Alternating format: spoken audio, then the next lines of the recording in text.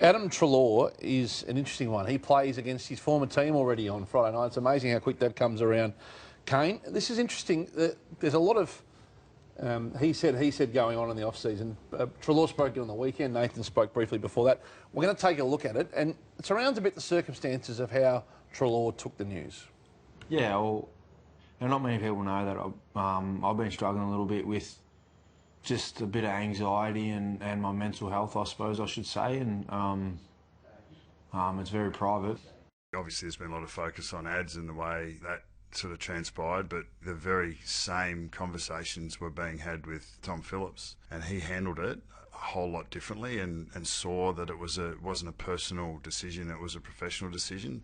So the point there is that Treloar had spoken in a Collingwood documentary 12 months earlier about his anxiety battle, and then Nathan comparing how the two players took the news differently. Yeah, do you have a view on that, Kane? Yeah, it's a shame that Collingwood used that almost as an excuse that he wouldn't cope with his family situation, and that is a reason to get rid of him. And I think Nathan comparing Phillips and Treloar was the wrong thing to do. I mean, this is chalk and cheese. Phillips was a bit part fringe player in the end. Treloar was a star on a 5-year contract and their highest paid player. The whole interview wasn't heartless, but that was a heartless comment. He went on to qualified, in fairness, but I agree with you. He didn't need to draw the parallel between the two. It was a dog's breakfast as an off-season for Collingwood.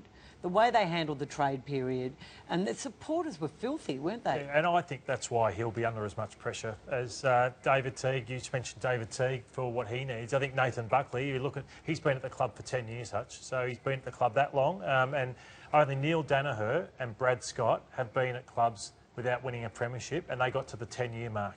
They didn't get to year 11, Hutchie. So we'll have a look at his record in a sec. He was asked about his future, and it was a fascinating interview. It got some oxygen, but perhaps not enough, on AFL.com with Damien Barrett. And this is what he had to say about being out of contract at the end of the year. You know, I don't feel like I have to be the senior coach going forward. You know, if that's the best thing for the club, and I feel that I can still impact and help the club move towards contending consistently and winning flags, well then I'll put my hand up. And if the club felt that it was better to go in another direction, well then I would understand that.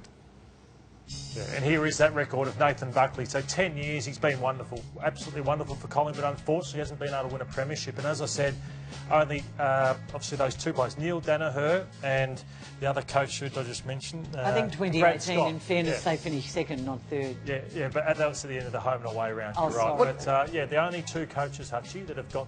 If you had to make a decision today and you couldn't watch this season, what would your decision be? I feel like that Nathan Buckley would feel like maybe it's time for himself to move on as well. I think they may come to the end of the year that it's time for both parties to hear a fresh voice.